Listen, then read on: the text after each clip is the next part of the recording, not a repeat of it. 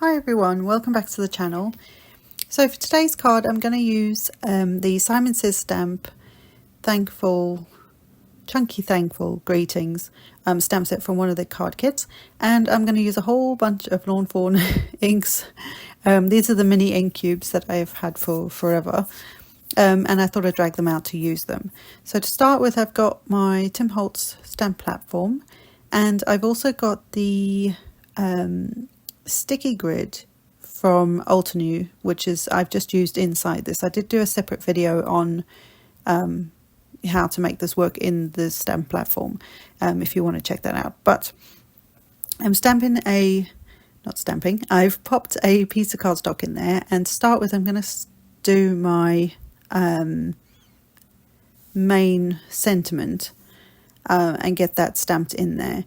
And I'm using a couple of the other words with the big chunky thankful stamp, which you can use, you can colour in and emboss and do lots of other things with as well.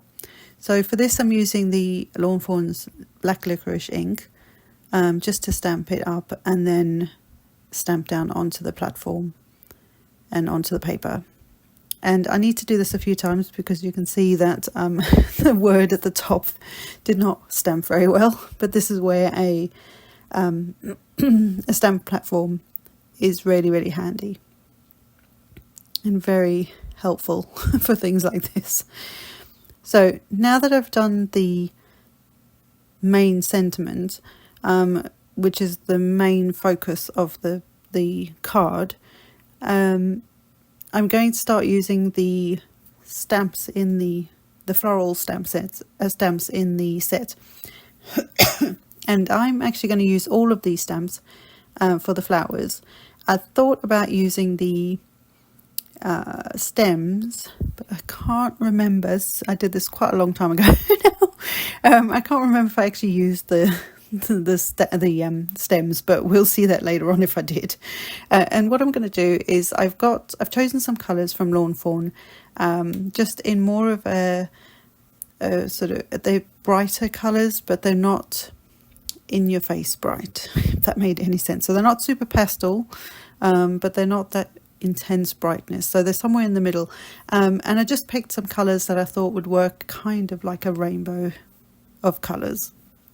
And so for this stamp set, it's kind of like, I guess you would call it a two-step stamping kind of set.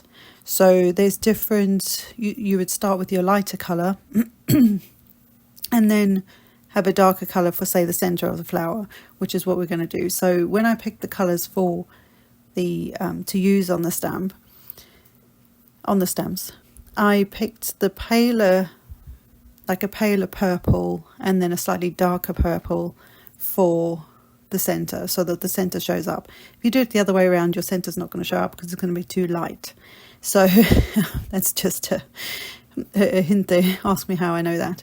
So again, because these are brand new, I was using them for the first time. I had to stamp them a few times to get a solid image, which is fine. And that's again a good thing about having a stamp platform.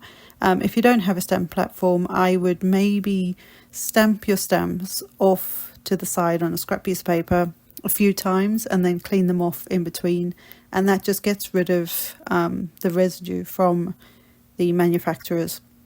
That, I think that's the main reason why they don't always stamp nicely the first time.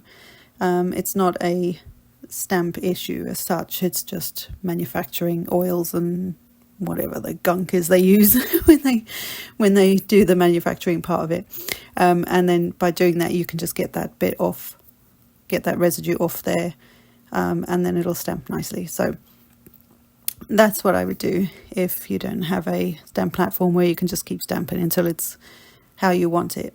And then what I did was I cleaned them all off, rearranged them again around the card, which is what I did the first with the first lot, and then just took different colours. I was trying to go in some sort of rainbow again, didn't totally work. I also was thinking I would have different colours on the different flowers, the different styles of flowers, so it sort of worked but didn't really. So best laid plans and all that. So I just carried on because I didn't want to stop videoing and I didn't want to start again.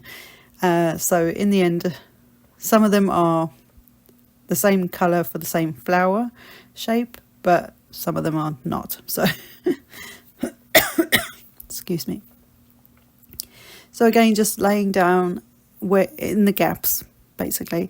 And also when you stamp off the page, this goes for anything where you want to create your own background. If you're stamping off the page, it means that it gives it that more like it was a piece of pattern paper, rather than being within the block of paper, if that makes sense. It just gives it a more natural flow, and makes it look more organic. I'm gonna say that, but it just looks nicer, I think. So now I've got the flower bases on, if you like. We'll now take the centers for all of them, and each flower has its own center. Obviously you can mix and match if you want to, but I just went with what they had. And the lettering on there, I think I've worked it out. If it's a 2, say it's 1A, then all the ones go together. So you'll have 1A, then 1B, and they'll be like the flower and then the flower center.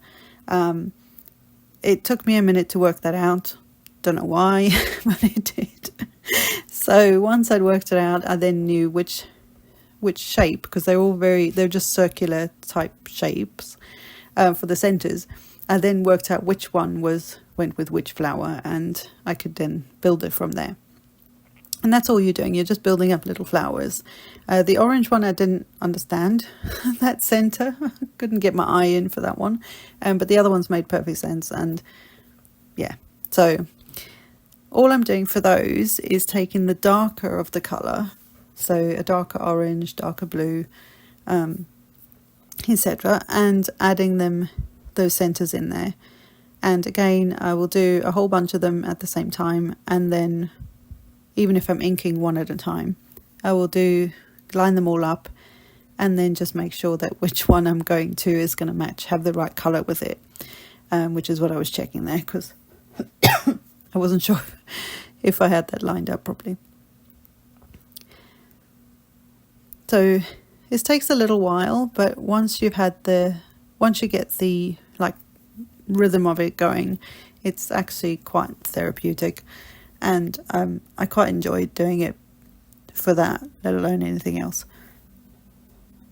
So sorry, I got a real tickle in my throat today. Those frogs again. So again, just popping on the centers where they need to go for each of the other little flowers, and make sure that I put the right ink with the right flower. So once I've done that, then I will clean them all off again and just get them back on the stamp sheets, and then they're out the way.